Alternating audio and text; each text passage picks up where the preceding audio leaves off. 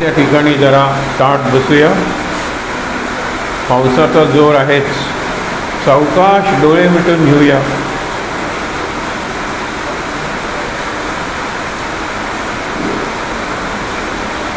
इथे असलेल्या काही देवदेवतांची संतांचे श्लोक म्हणूया सगळ्यांनी बरोबर. गुरुर्ब्रह्मा गुरुर्विष्णू गुरुर्देवो महेश्वरः गुरुसाक्षात् परब्रह्म तस्मै श्री गुरवे नमः. वक्रतुंड महाकाय सूर्यकोटि समप्रभ निर्विघ्नं कुरु मे देव सर्वकार्येषु सर्वदा. दक्षिणे लक्ष्मणो यस्य वामे तु जनकात्मजा पुरतो मारुतिर्यस्य तं वन्दे रघुनन्दनं. लोकाभिरामं रणरङ्गधीरं राजीवनेत्रं रघुवंशनाथं कारुण्यरूपं करुणाकरन्तं श्रीरामचन्द्रं शरणं प्रपद्ये. मनोजवं मारुततुल्यवेगं जितेन्द्रियं बुद्धिमतां वरिष्ठं वातात्मजं वानरयूथमुख्यं श्रीरामदूतं शरणं प्रपद्ये. शुकासारिते पूर्णवैराग्यजाते वसिष्ठापरि ज्ञानयोगेश्वराते. कविवाल्मिका सारिथामान्य ऐसा नमस्कार माझा सद्गुरु रामदासा. जय जय रघुवीर समर्थ. सावकाश डोळे उघडून गजानन महाराजांकडे किंवा आतमध्ये आपल्या बघितलं तरी चालेल. सावकाश डोळे उघडताना आत जो सद्गुरू आहे, परमेश्वर आहे, त्याचं दर्शन घ्यायलाही हरकत नाही. श्रीराम समर्थ. श्रीराम. आजचा दिवस जो आहे ना, 4-5 दृष्टीने तो महत्त्वाचा आहे. आषाढ महिना सुरू झाला. काल अमावस्या होती. आषाढस्य प्रथम दिवसे म्हणजे आषाढाच्या पहिल्या दिवशी हे मेघदूत नावाचं जे काव्य आहे कालिदासाचं, त्याची सुरुवात अशी होते, आषाढस्य प्रथम दिवस. झालंय काय, तो यक्ष एका राज्यात जातो, त्याला पकडून तुरुंगात ठेवलं जातं आणि त्यामुळे तो आपल्या प्रेयसीला भेटणार तो भेटू शकत नाही आहे. त्याला उगीच त्याचा दोष काहीच नाही आहे. मग तो बाहेर बघतो तुरुंगाच्या, त्याला ढग दिसतो, मेघ, आणि मेघाबरोबर तो संदेश पाठवतो, ते मेघदूत आहे. मग तू असा जा, तुला हे नगर लागेल, तुला ही नदी लागेल, तुला हा पर्वत लागेल, नंतर तू या नगरीत पोचशील, मग तिथे असं घर असेल, मग त्या घराची एक आपण म्हणतो नाही सज्जा असेल किंवा बाल्कनी असेल, तिथे अशा वर्णनाची उभी असेल, ती माझी प्रेयसी, तिला तो हा निरोप दे, हा सांगितलं होता. आणि कालिदासाने मेघ दूतकार्य करू शकतो. दूत म्हणून मेघाचा म्हणजे ढगाचा उपयोग होऊ शकतो. ही कल्पनाच किती रम्य आहे. आज पोस्टमन आपण ज्याला म्हणतो, तो आदर्श पोस्टमन असेल, त्याला जे बक्षीस दिलं जातं त्याला मेघदूत अवॉर्ड म्हणतात. कारण निरोप पोचवतो तो. आता सध्या पोस्ट ऑफिस वगैरे सगळं कालबाह्य झाल्यासारखं आहे, कारण बाकीच्या एजन्सी झालेल्या आहेत. पण लक्षात घ्या, हा पहिला महत्त्वाचा भाग. आज गुरुवार आहे, आपण गुरुच्या पायाशी बसलेलो आहोत आणि आज गुरुपुष्यामृत आहे. गुरुपुष्यामृताचं वैशिष्ट्य म्हणजे शेवटच्या अध्यायात हे जे ग्रंथ श्री गजानन विजय आहे, त्याचं पारायण तुम्ही केव्हा केव्हा करा, केव्हाही केलं तरी चालेल. रोज एक अध्याय आयुष्यभर केलं तरी चालेल. पण तरीसुद्धा गुरुपुष्यामृताच्या दिवशी किंवा सद्गुरूंचे जे दिवस आहेत प्रकट झाले त्या दिवशी किंवा त्यांचं देह विसर्जन झालं त्या दिवशी एका दिवसाचं पारायण करा, एका सणी बसून पारायण करा. म्हणजे आज अनेक ठिकाणी गजानन विजय ग्रंथाचं संपूर्ण पारायण झालं आहे. संपूर्ण पारायण व्हायला 5.5 तास लागतात आणि पुढे ते तोंडात बसलं की 5 तासात सुद्धा पारायण होतं. म्हणजे सकाळी 6ला सुरू केलं तर 11 वाजेपर्यंत पारायण होतं संपूर्ण ग्रंथाचं. जमलं नाही तर निदान शेवटची जी अवतरणिका म्हणतात, अवतरणिका म्हणजे प्रत्येक अध्यायात काय काय सांगितलं आहे, हा संपूर्ण ग्रंथ कसा अवतरला ते वाचायला 10-12 मिनटं लागतात. ती तरी वाचावी. आजच्या दिवशी हा गुरुपुष्यामृत, गुरुपुष्य अमृत असे 3 शब्द आहेत. गुरु ही एक शक्ती आहे आणि त्या शक्तीचं वैशिष्ट्य म्हणजे ती आपले पोषण करते. कशाचं पोषण करते?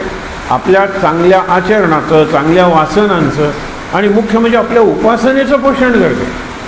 आणि कशी आहे आपली उपासना किंवा ती गुरुची शक्ती? अमृत, गुरु पुष्य अमृत. आपण मागे बघितलं होतं की दुर्दैवानं गुरुपुष्य अमृत म्हणजे सोनं खरेदी करायचं. आता सोनं म्हणजे आपण चांगलं वागलं तरी आपण म्हणतो सोन्यासारखं आहे, heart of gold, mind of gold आपण नेहमीच म्हणतो. तो सोन्यासारखी मुलगी आहे, काही हरकत नाही करायला, आपण सोन्यासारखं म्हणतो. ते गुणांचं आपलं सोनं नाही आहे का? आपल्या चारित्र्याचं, सदाचरणाचं सोनं नाही आहे का? मग त्याचं पोषण करण्यासाठी गुरुची कृपा, गुरुची विशेष उपासना आज करायची असते, म्हणजे गुरुवारी. आणि गुरुपुष्यामृताच्या दिवशीसुद्धा मागे तुम्हाला एक अत्यंत मार्मिक असा अनुभव सांगितला होता एका प्रसिद्ध दुकानदाराचा. त्यांचं दुकान सोन्याचं, सोनं चांदी वगैरे सगळं विकण्याचं. आणि मी 100 वर्ष जगणार असं त्यांनी सांगितलं होतं. आणि 100व्या वर्षी ते गेले, हे लक्षात ठेवा. 100 वर्ष पूर्ण झाली नाही पण 99 वर्ष पूर्ण झाली होती. कारण इतकी श्रीमंती असूनसुद्धा, जगातल्या अनेक देशात त्यांच्या शाखा व्यवसायाच्या असूनसुद्धा ही व्यक्ती अगदी साधी राहिली. या व्यक्तीने आपली जीवनशैली इतकी साधी ठेवली की मी जगणार आहे दीर्घकाळ. साहजिकच ज्या वेळेला 100व्या वर्षात प्रवेश केला तेव्हा मुलाखती वगैरे घेतल्या गेल्या. मला हे मुद्दामून सांगावंसं वाटतं तुम्हाला. त्यांना विचारलं, एवढ्या दीर्घ आयुष्यात असा एखादा क्षण आला का की ज्या वेळेला तुम्हाला दुःखही झालं आणि सुखही मिळालं? एकाच क्षणी. आता असू शकतात मूल जन्मताना मूल जगलं पण आई गेली. आता आई गेली हे दुःख आहे, पण त्याच क्षणी मूल झालं हे सुख आहे. असा कुठला क्षण आला का? त्यांनी कुठला क्षण सांगावा? म्हणाले, मी अगदी व्यवस्थित लवकर दुकानात जातो. त्या दिवशी थोडासा काही कारणाने उशीर झाला, पण गुरुपुष्यामृताचा दिवस होता आणि दुकानात एवढी गर्दी होती की मला स्वतःलाच प्रवेश करता येईना दुकानात. आता दुकानात गिऱ्हाईक खूप आहे म्हणून मला अर्थातच सुख मिळालं, आनंद झाला. पण काय गुरुपुष्यामृताच्या दिवशी हे सोनं खरेदी करतात? सोनं विकणारा म्हणतो, हे लक्षात ठेवा की ज्याचं दुकान आहे, व्यवसाय आहे सुवर्ण विक्रीचा, तो म्हणतो की एवढी गर्दी गुरुपुष्यामृताला. आणि तुम्हाला सांगतो की दत्त मंदिरात पुढचं गुरुपुष्यामृत असं लिहिलेलं असतं. आता गुरुपुष्यामृत म्हणजे काय काय? तिथे उपासना करणार आहेत का? विशेष पारायण करणार आहेत का? एकत्र येऊन नामसाधना कर? काही नाही. पुढचं गुरुपुष्यामृत म्हणजे तुम्ही आत्तापासून पैसे साठवायला सुरुवात करा, थोडं तरी सोनं खरेदी करा. आणि अगदी गंमत म्हणून तुम्हाला सांगतो, सोनं खरेदी करायला पैसे नाही आहेत ना, निदान लॉटरीचं तिकीट तरी काढा. हे गंमत, आश्चर्य वाटेल. हे खरं सांगतो, याच्यात विनोद बिलकुल नाही आहे. उलट्या दिशेनं प्रवास चालू आहे. प्रपंचासाठी उपासना हा विचार आला की अशा घटना घडतात. प्रपंचासाठी एक सहज तुम्हाला सांगतो, लॉटरीचं तिकीट घेऊ का म्हणून महाराजांना एकदा विचारलं का नाही? ते म्हणाले, बिलकुल घेऊ नकोस. कारण प्रत्येकाला वाटतं आपण श्रीमंत व्हावं. जो लॉटरीचं तिकीट खरेदी करतो तो मला बक्षीस मिळणारच नाही आहे याची खात्री आहे तरी मी, असं नाही आहे. प्रत्येकाला वाटत असतं आपल्याला बक्षीस लागावं. म्हणून अगदी सुरुवातीला लॉटरी सुरू झाली ऑफिशियली, त्यावेळेला लोक देवघरात ठेवायचे तिकीट, त्याला हळद कुंकू व्हायचे, लक्ष्मीची पूजा येते. महाराजांनी काय सांगितलं, ज्या लॉटरीला 1 लाख बक्षीस आहे, 1 लाख रुपये, निदान 1 रुपयाचं असेल तर 2-3 लाख रुपये तिकीटं खपायला नकोत का? नाही तर फायदा काय आहे? 1 लाख रुपयाचं बक्षीस दिलं आणि मला 50,000 रुपयेच मिळाले, मी लॉटरी विकणार आहे, काही उपयोग नाही. म्हणून नेहमीच जास्त असतात. म्हणजे 1 लाखाचं बक्षीस ज्याच्या घरात जातं, 2-3 लाख लोकांच्या वासना, प्लॅन्स असतात. 1 लाख रुपये मिळाले की आपण हे करूया ते करूया. मी लॉटरी सुरू झाली 50 वर्षापूर्वी, तेव्हाचं 1 लाख बक्षीस सांगतोय. आता 1 कोटी 5 कोटी अशी बक्षीस झालेले आहेत. लोकांचे प्लॅन्स असतात. 5 कोटी रुपयाचं बक्षीस मिळालं की आपण नवीन घर घेऊया, नवीन गाडी घेऊया, परदेशात एक वारी करूया. हे सगळे प्लॅन्स आहेत. एवढ्या सगळ्या वासना आहेत. म्हणजे तुम्ही जे 1 लाख रुपये लॉटरीचे घरात आणता किंवा 1 कोटी रुपये आणता, त्याच्याबरोबर एवढ्या वासना निरनिराळ्या लोकांच्या घरात आणता, कसं सुख लागणार आहे त्या पैशाने? आणि म्हणून तुम्हाला विचार करण्यासाठी सांगतो, आपण आपली उपासना बरीचशी वाया घालवतो प्रपंचातली सुख मागण्यासाठी, प्रपंचातले प्रश्न सोडवण्यासाठी. महाराज महाराज धावा नाही. प्रपंच आणि महाराज सुद्धा नाईलाज आहे त्यांचा. ते म्हणाले, मला कुठे भोग चुकले, मला भोग भोगावेच लागलेले आहेत. तर हे लक्षात घ्या, ज्या वेळेला 100वी लॉटरी होती महाराष्ट्रातली सरकारी, त्यावेळेला एक साप्ताहिक, त्या साप्ताहिकाने सरकारला प्रश्न विचारला किंवा यादी द्या मला की ज्यांना 1-1 लाखाचं बक्षीस मिळाले. सरकारकडे लाख नावं होती, सरकारकडे पत्ते होते. तर त्यांचा जो रिपोर्टर होता ते त्या 100 जणांच्याकडे गेला, 100 जणांकडे, आणि ते 1 लाख रुपये आणलं. तुमच्या जीवनात काय बदल झाला?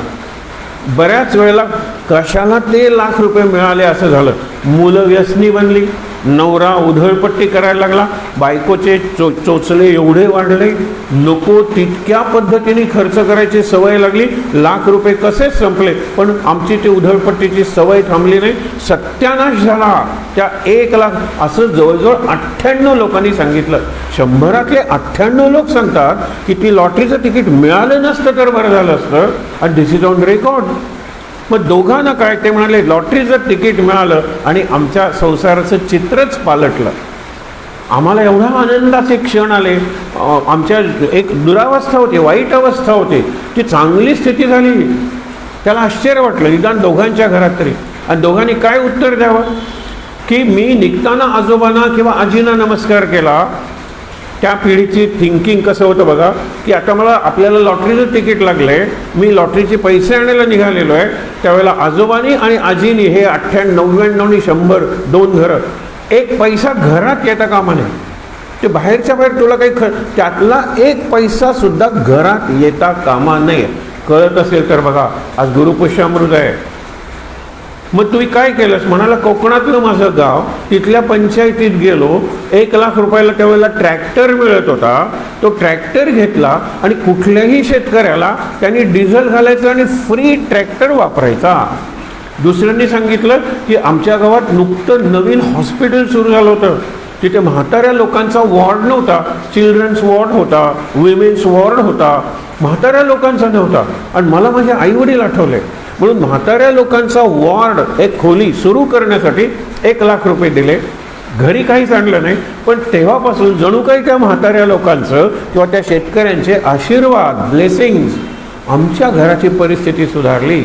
आता लक्षात ठेवा, वाटेल त्या मार्गाने पैसा मिळवणं, पैसा हे ध्येयच नाही आहे. पैशाने सुख मिळालं असं एकही उदाहरण जगाच्या इतिहासात नाही आहे. मुद्दा लक्षात घ्या. आजचा 3रा महत्त्वाचा दिवस म्हणजे काय? संध्याकाळी काय होतं? द्वितीया लागते. आणि शुद्ध द्वितीया म्हणजे चंद्रदर्शन आज आकाशात होणार नाही आहे, कारण सगळीकडे आहे. पण द्वितीयाचं चंद्र दाखवण्यासाठी इतकी बारीक असते कोर, आणि जर ती लहान मुलाला दाखवायची असेल तरी झाडाचा आधार घ्यावा लागतो. द्वितीयेशी संकेत जो दाविजेतो तया सांडुनी चंद्रमा भाविजेतो. संकेत म्हणजे एक इंडिकेटर म्हणजे दुसरं तुम्हाला उदाहरण देतो ना, पणजी कुठे आहे, म्हापसा कुठे आहे, मडगाव कुठे आहे. जिओग्राफीचा शिक्षक पॉइंटर वापरतो की नाही, आणि पॉइंटर इतके चांगले आणायला लागले आमच्या शिक्षिका. म्हणलं नका, चित्र रंगीबेरंगी, पॉइंटरकडेच मुलं बघतायत. The thing pointed is forgotten.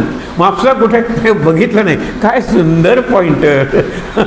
Pointer साधाच पाहिजे ना. Thing pointed, that is the point. Panaji हा एक पॉइंट आहे, लक्षात ठेवा, नकाशावरचा. मडगाव हा एक पॉइंट आहे, बिंदू आहे. तो बिंदू दाखवणारा आहे ना, त्याला विसरायचं आणि तो बिंदू लक्षात ठेवायचा.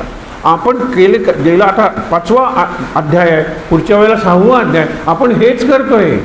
ग्रंथ, ओव्यातले शब्द ह्या सगळ्या फांद्या आहेत, संकेत आहे. तो द्वितीयेसी संकेत. त्या फांदीच्या पलीकडे बघ, दिसला ना चंद्र आता? हो दिसला. त्याला ते झाड दिसतं, त्याला ती फांदी दिसते, चंद्र दिसत नाही. पण फांदीच्या पलीकडे चंद्र दिसल्यानंतर आजोबा नातवाला काय सांगतात? आता फांदी विसर, आता चंद्र लक्षात ठेव. म्हणून आपण चंद्र पाहतोय, आपण सूर्य पाहतोय, अर्थही पाहतोय आणि भावही पाहतोय.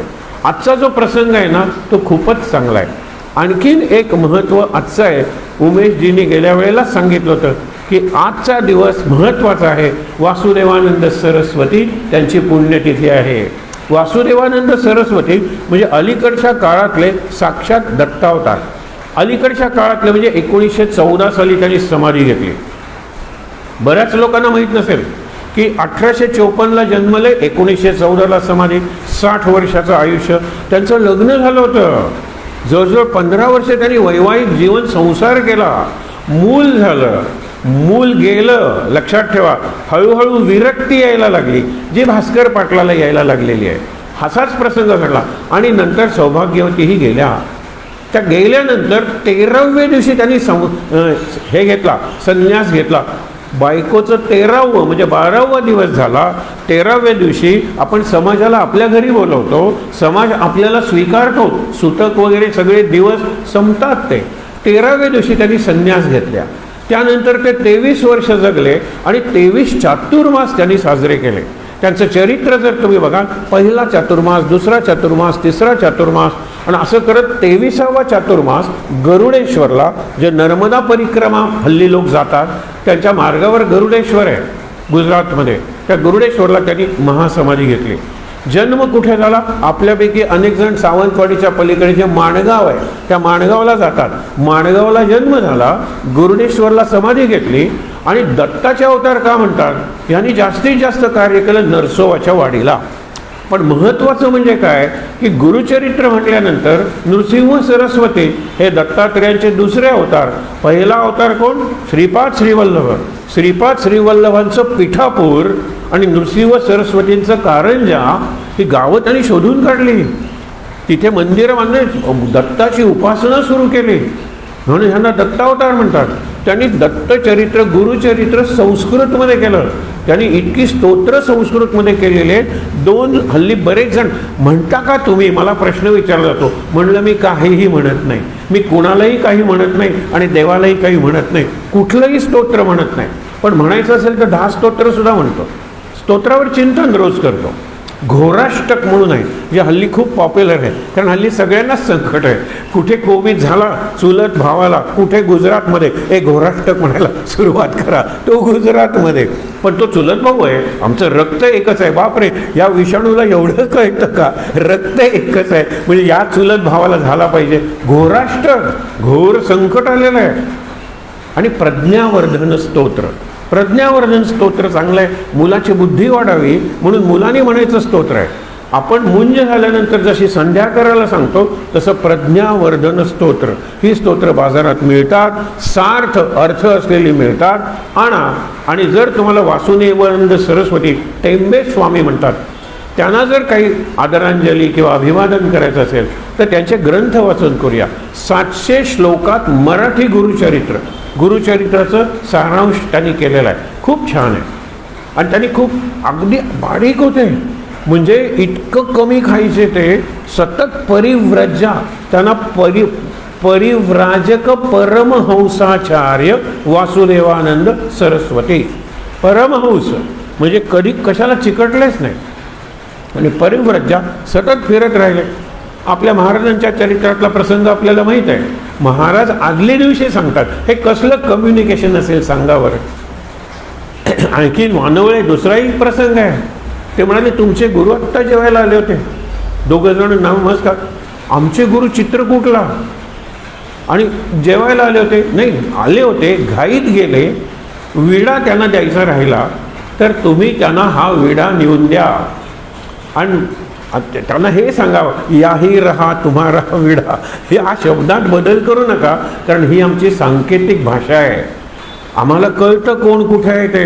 आम्ही सगळे ह्याला इंटरनेट म्हणल्यानंतर कम्प्युटरचं इंटरनेट आहे, आता बुद्धीचं इंटरनेट होईल. आणि लक्षात ठेवा, फार मंडळी तुम्ही असाल अजून 20 वर्षात हे घडेल, ज्याला टेलिपॅथी म्हणतो. Telepathy will be the medium of communication. आता वायरलेस झालेलंच आहे ना, तरी टॉवर लागतो, आता टॉवरलेस होईल. हे टेररिस्ट वगैरे वापरतात म्हणून, आणि मिलिटरी वापरते म्हणून आपल्याला वापरायला देत नाहीत स्कायफोन. स्कायफोनला नेटवर्क कुठल्या गुहेत सुद्धा असतं. स्कायफोन सॅटेलाईटवरून डायरेक्टली येतं. आपल्याला सॅटेलाईट म्हणजे तो उपग्रह, त्याच्यावरून टॉवरवर येतं, आणि टॉवरला जर रेंज असेल, मी त्या रेंजमध्ये, तर मला मोबाईल लागतो. आता सोडा सगळं, हे सगळं वायरलेस झालेलं आहे. वायरलेसच्या पुढे काय? Mind to mind communication. आणि हे ह्याचे प्रयोग करता येतात. आज आपल्याला मोठा प्रसंग आहे म्हणून नको बघायला, पण लक्षात ठेवा, टेलिपॅथीचा प्रयोग करता येतो. आपल्याला आवडणारी जर व्यक्ती असेल तर माझ्या मनातले विचार तिला कळायला पाहिजे, तिच्या मनातले विचार मला कळायला पाहिजे. असं बऱ्याच वेळा घडतं. जवळजवळ 5-6 वर्षांनी ज्या व्यक्तीकडे आम्ही गेलो त्यावेळेला ते म्हणाले, मी तुम्हाला फोन लावत होतो, तुमचा फोन लागत नाही. म्हणलं ठीक आहे, बऱ्याच वेळेला मी रेंजमध्ये नसतो. पण म्हणाले, आज सकाळपासून मी हिला म्हणत होतो, सरांची खूप आठवण येते, सरांची खूप आठवण येते. आणि आम्ही पोचलो ना तिथे. का पोचलो सांगा बरं? आम्हालाही माहीत नाही. काल मी तुम्हाला उदाहरण दिलं होतं, पुरणपोळ्या ज्या दिल्या होत्या त्यातल्या एका पुरणपोळीवर त्यांचं नाव लिहिलेलं होतं, जे आम्हाला कळलं नाही. मुव्हिंग फिंगर राईट्स, फार सुंदर कल्पना आहे. मुव्हिंग फिंगर, फिरणारं बोट इज राईट पेन, त्या शक्तीच्या हातातलं, सद्गुरूंच्या हातातलं pen. Moving finger writes and having writ moves on. आपण म्हणतो ब्रह्मदेव लेख लिहितो, काही ठिकाणी आपण सटी करतो, त्याला सटवाई म्हणतात. सटवाईचा लेख असतो, तो लेख उलटा लिहिलेला असतो, जसं ॲम्ब्युलन्स उलटं लिहिलेलं असतं ना, म्हणजे मागच्यालाच उलटं दिसावं म्हणून. सुलटं कुणाला दिसतं? ते सद्गुरूंना दिसतं. पण सद्गुरू म्हणतात, मी बदल करणार नाही आहे, हे ब्रह्मदेवाने लिहिलेलं आहे, हे त्या सटीनं लिहिलेलं आहे, सटीनं कपाळावर लिहिलेलं आहे, म्हणून आपण वाचू शकत नाही. आणि आपण आरशात बघितलं तर आपल्याला ती लिपीच कळत नाही, कारण ब्रह्मदेवाची लिपी ही ब्राह्मी लिपी आहे, ती देवनागरी लिपी नाही आहे. पण कशाला एवढं समजलं पाहिजे? जे घडेल ती माझ्या सद्गुरूंची इच्छा आहे, घडेल ती सद्गुरूंची इच्छा. मग तुम्ही जर असं कनेक्ट करायला गेला, अरे त्याच्यामुळे असेल का, मग ती पुरणपोळी माझ्याकडे कुणी आली? हां, त्या डॉक्टरनी दिली. त्या डॉक्टरना कुणी दिली? अरे त्या पेशंट आला होता त्यांनी. ते असं करत करत प्रवास बघा ना तुम्ही. मग पुरणपोळी म्हणजे नुसती पुरणपोळी नव्हती, त्याच्यात चण्याचं पीठ होतं केलेलं, किंवा त्याच्यात पुरण होतं, त्याच्यात गूळ होता. हा गूळ कुठून आला? ते पुरण कुठून आलं? ते चपातीचं पीठ, आणि ते करणारा ज्या गॅसवर केली ते, आणि ह्या सगळ्यांवर लिहिलेलं होतं. हे झाल्यानंतर जी पुरणपोळी झाली त्याच्यावर नाव लिहिलं गेलं, ही त्या डॉक्टरांची आहे. हे जर तुम्ही समजलात ना, आनंदात राहू शकाल. कारण त्यातलं बरंचसं मला कळत नाही. अरे न कळण्यात आनंद आहे. तुम्हाला 3 वाक्य काल सांगितली होती, मला काहीही कळत नाही पण सगळ्यांना कळतं, त्याला बालक म्हणतात. मलाही कळतं, तसंच तुम्हालाही कळतं, त्याला तरुण म्हणतात. आणि फक्त मलाच कळतं, बाकीच्या कोणाला कळत नाही, याला म्हातारा म्हणतात. म्हणून काल तुम्हाला सांगितलं होतं, अशी वृद्ध माणसं असतील तर त्यांची जागा वृद्धाश्रमातच आहे. मला सगळं कळतं, याच्या दोन्ही डोळ्यात मोतीबिंदू म्हणजे कॅटरॅक्ट आहे, आणि मी सांगेल तो रंग दिला पाहिजे भिंतीला. याला काय अर्थ आहे? तुम्हाला आजोबा काही दिसत नाही, तुम्हाला जवळचं दिसत नाही, पण आग्रह मलाच कळतं. बिलकुल नाही, मला काहीही कळत नाही. म्हणून ते हीन दीन अज्ञानी बालक हे दासगुरू म्हणतात ना, खरंच आहे ते. आपल्याला कळलं ना की आपण तर्क करतो, आपण इंटरप्रिटेशन करतो, आपण कॉज अँड इफेक्ट शोधायला लागतो, आपण त्याची कार्य कारण परंपरा हे असं का झालं मला काही कळतच नाही आहे. लहान मुलाला कळतं की आता आईला दूध आहे, मी ते दूध पिणार आहे. ज्या वेळेला लक्षात ठेवा आईचं दूध आटतं त्यावेळेला याला दात यायला लागतात, किंवा ह्याला दात यायला लागतात त्यावेळेला आईचं दूध आटतं. ही निसर्गाची योजना आहे, ही नंतर लोकांनी शोधून काढली. मुलाला काय कळतं यातलं? मूल आनंदात असतं. माझ्या आईजवळ मी आहे, मी निर्धास्त आहे. आईने त्याला काही दिलं तरी ते आ करतं तोंड, आणि त्याला बघा, विचार करा तुम्ही, असं जमलं पाहिजे. म्हणून काल त्यांनी सांगितलं, मी बालक आहे, तू आई आहेस. बालकाचे अपराध आई नाही पोटात घालणार, पुत्राचे सहस्र अपराध माता काय मानी तयांचा खेद. माता काय म्हणणार आहे? म्हणून मी आई आहे आणि तू आई आहेस आणि मी तुझं बाळ आहे. शंकराचार्य काय म्हणतात, तोच भाव. आणि आपण भास्कर पाटलाकडे जाणार आहोत. मत्सम पातकी नास्ती, हे कुठे म्हणलेलं आहे? कोल्हापूरला जे अंबाबाई आहे ना, त्या अंबाबाईच्या देवळात शंकराचार्य उभे आहेत. अंबाबाई, अंबा म्हणजे आई, जगाची आई आहेस तू, मग जगाची आहेस तर मी तुझं लेकरू झालं. त्याच्यात 3 श्लोक आहेत. कुपुत्रो जायेत क्वचिदपि कुमातान भवते, की वाईट मुलगा असू शकेल पण आई कधीही वाईट नसते. आणि तुम्ही म्हणाल आई वाईट आहे, तर ती बाई आहे, आई नाही आहे. हल्ली आपण विचार करायला पाहिजे, मी नोकरीला जाते, हे करते ते करते, मुलाला किती मिळते, आणि ज्या वेळेला 1-2 तास मुलाकडे असते त्यावेळेला इन्स्ट्रक्शन्स किती देते, आणि त्याच्यात केलंच का, केलं पाहिजे, तू केलं नसणारच, मला खात्री आहे. हा काय संवाद आहे? काय नाही आहे. म्हणजे मी आई पार्ट टाईम तरी आहे का, हा प्रत्येक आईने विचार करायला पाहिजे, तर घरातल्या मुलांवर संस्कार होतील.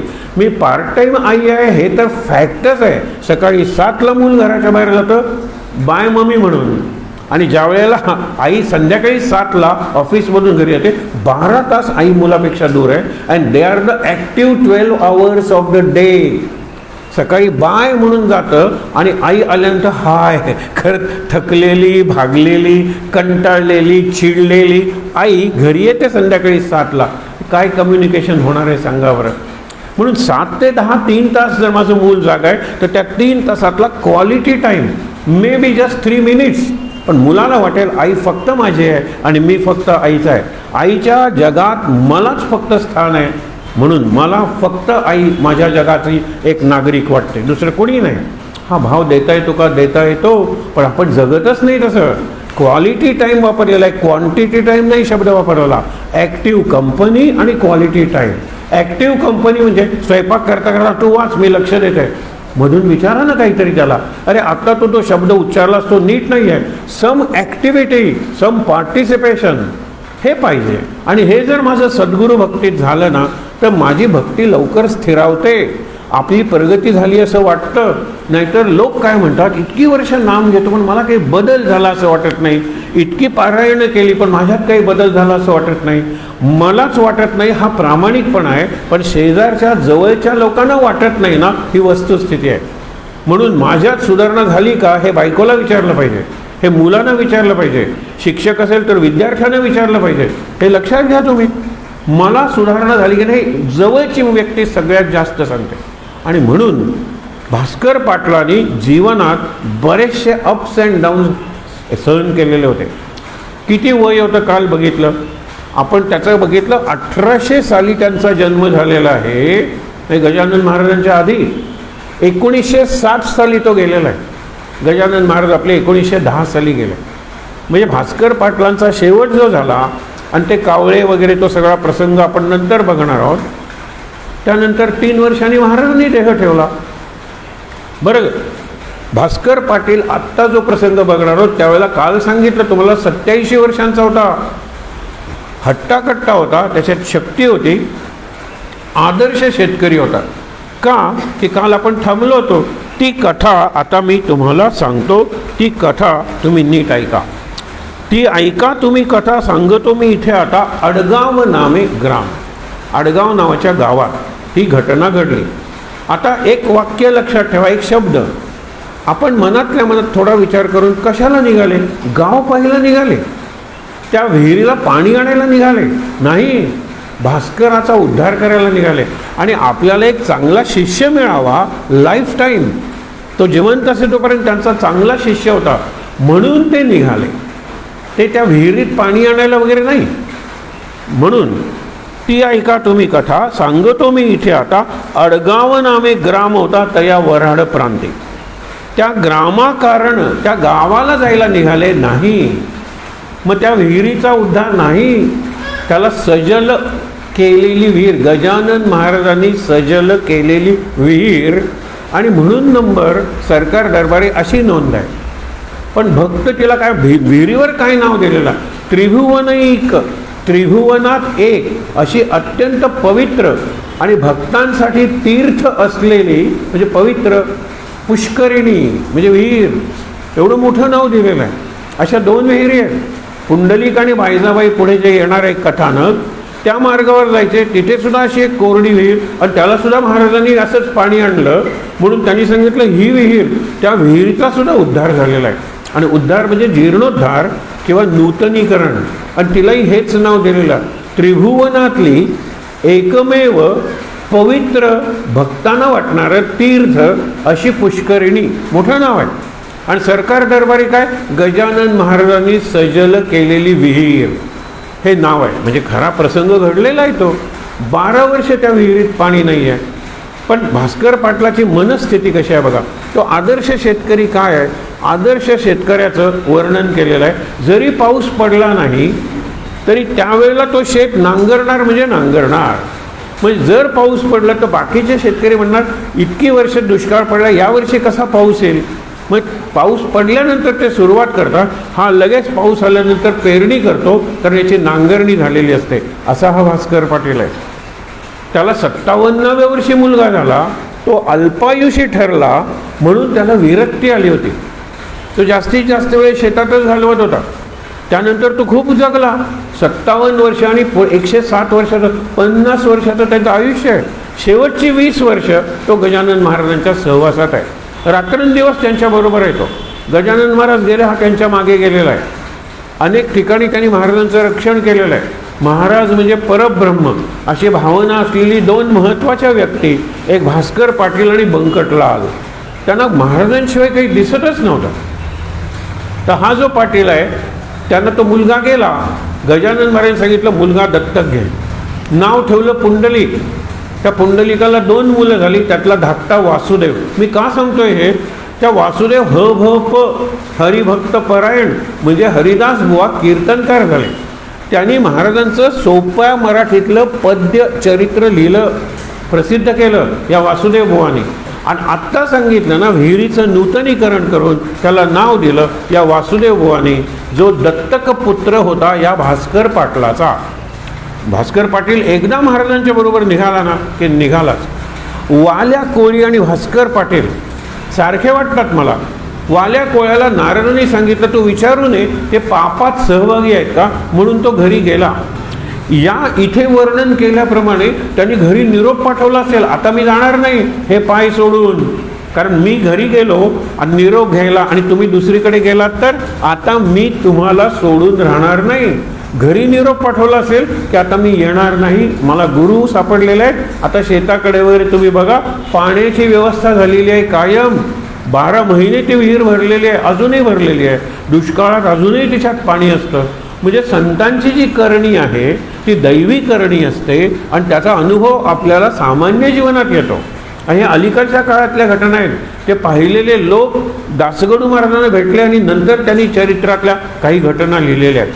तर भास्कर पाटील काय करत होता, प्रातःकाळी शेगावकरांची नजर चुकवून हे निघाले, आडगावी निघाले. आडगावी त्यांना काय काम होतं नाही, त्यांना उद्धार करायचा होता भास्कर पाटलाचा.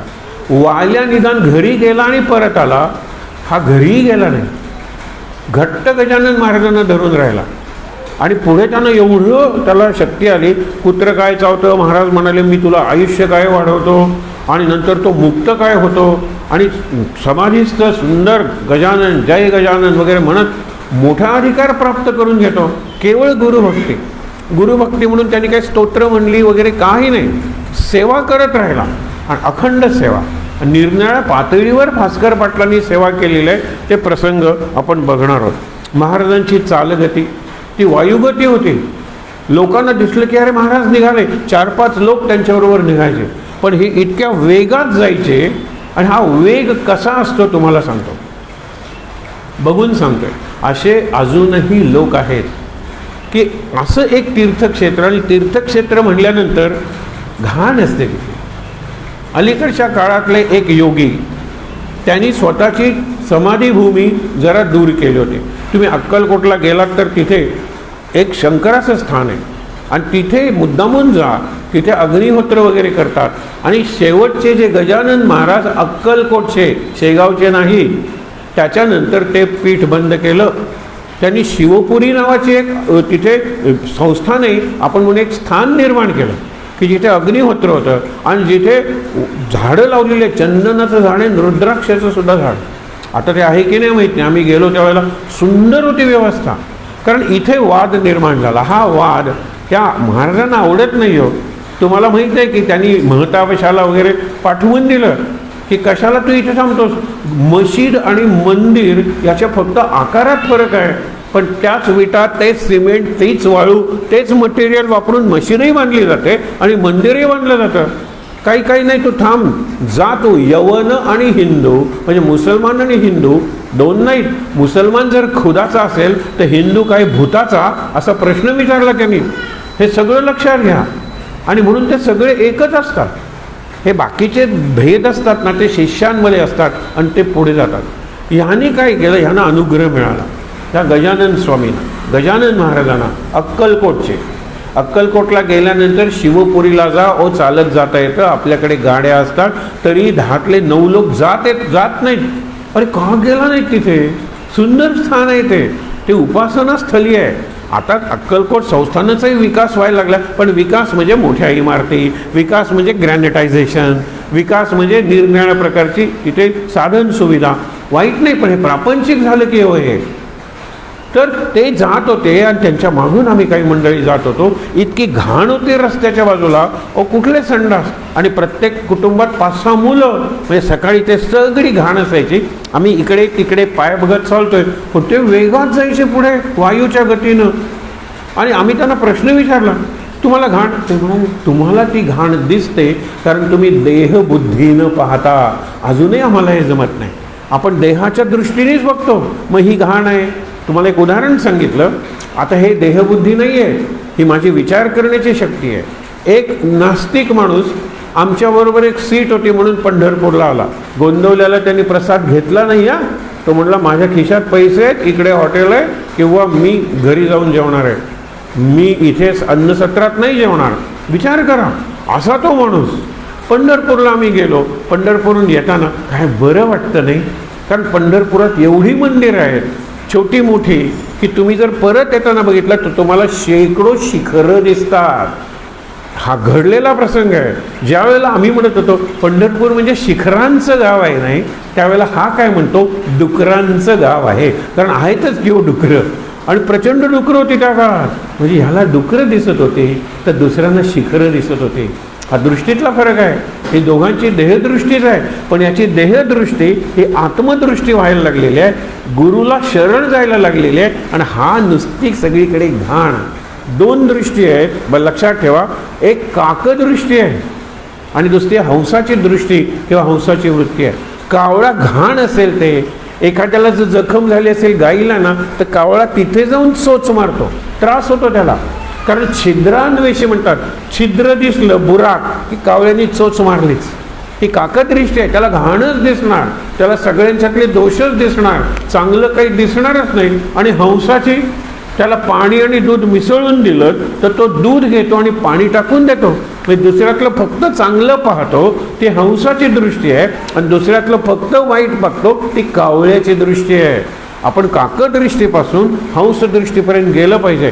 काय घडलं ते तुम्हाला सांगतो. आपल्या जीवनात असं घडू नये म्हणून सांगतो. तेही गजानन महाराजच आहेत. त्याच्या स्वप्नात परशुराम आले. परशुराम हा आपला चिरंजीव अवतार आहे. 10 अवतारातले 10वा कलंकी अवतार होणार आहे. पण बुद्धापर्यंतचे अवतार झाले आणि गेले. परशुराम चिरंजीव आहेत. परशुराम त्यांच्या स्वप्नात आले. हे खरं दत्ताचे भक्त, दत्ताचे अवतार मानायचे, दत्ताचे उत्तराधिकारी होते अक्कलकोटचे. झालं. आणि त्यांना परशुराम स्वप्नात आले. त्यांनी परशुरामांना सांगितलं की मला अनुग्रह पाहिजे. हा अनुग्रह होता ना दत्ताचा. त्यांनी खांद्यावर घेतलं आणि त्यांना सगळे परशुराम तीर्थ, म्हणजे परशुरामांनी खूप भूमी पादाक्रांत केली होती. सगळा प्रसंग आपण रामायणाच्या त्या प्रसंगात बघितले, आत्ता सांगत नाही, पण सगळे दाखवले. आणि त्याला 32 अक्षरांच्या मंत्रांचा अनुग्रह दिला. मंत्र कुठला? 32 अक्षर. तुम्हाला वाटेल एवढा मोठा मंत्र, कारण गायत्री हा 24 अक्षरी मंत्र आहे. हा 32 अक्षरांचा अगदी सोपा मंत्र. हरे राम राम राम हरे हरे, हरे कृष्ण कृष्ण कृष्ण हरे हरे. हा 32 अक्षरांचा मंत्र आहे. मग ते मंत्र ते म्हणायला लागल्यानंतर कमिटीच्या लोकांनी ऑब्जेक्शन घेतली. हे भयंकर आहे, गोव्यात तरी दिसतंच दिसतं. आम्ही प्रश्न विचारायचो, मंगेश तुमचं रक्षण करतो का तुम्ही मंगेशाचं रक्षण करता? तुम्ही मंगेशाचं देवळाचं रक्षण करा, मेंटेन करा, तो परिसर करा, पण मंगेश रक्षण करतोय. या लोकांची भाषा, या लोकांचा भाव, या लोकांची कृती अशी असते की माझ्यामुळे देव आहे, माझ्यामुळे सद्गुरू आहे. मी काय व्यवस्था सुंदर ठेवली बघा, काय सुंदर मी तिथे वेशभूषा करतो. अरे हा सगळंच अज्ञान आहे, माझ्याकडून करून घेतात. आम्हाला हा सगळा मंडप दिलेला आहे, आम्हाला दिलेला आहे, आम्ही बांधला आहे, आम्ही उभारला आहे, आम्ही ही सगळी व्यवस्था केली. आम्ही शब्द जरा बरं आहे, मी सगळ्यात वाईट हो. सगळ्यात अश्लील शब्द जर कुठला असेल तर मी, आय, हाव, अहमवरून अहंकार तयार होतो. अश्लील मी का म्हणलं माहिती आहे ना, त्यातून जे व्यक्त होतं ना ते बरोबर सद्गुरूंना आवडत नाही. ते सद्गुरू म्हणतात अरे माझी इच्छा आहे ना. मग त्यांनी सांगितलं की बापरे, मला उत्तराधिकारी म्हणून नेमता आणि मी जो मंत्र म्हणतो त्याला ऑब्जेक्शन केला. मला दत्ताचं स्थान आहे. तेवढं इग्नरन्स आहे बघा बरं. दत्ताचं स्थान आहे आणि तुम्ही विष्णूचा मंत्र का म्हणता? राम आणि कृष्ण हे विष्णूचे अवतार आहेत. अरे पण ब्रह्मा विष्णू महेश म्हणूनच दत्त आला ना. म्हणजे दत्तात ब्रह्मदेवही आहे, दत्तात विष्णूही आहे आणि दत्तात शंकरही आहे. तिघांपैकी कोणाचाही मंत्र घेतला तरी तो दत्ताचा मंत्र दिला. का दिगंबरा दिगंबरा हाच मंत्र दत्ताचा आहे. श्रीराम जयराम जय जयराम हा दत्ताचा मंत्र नाही आहे, आपण नाही म्हणतो.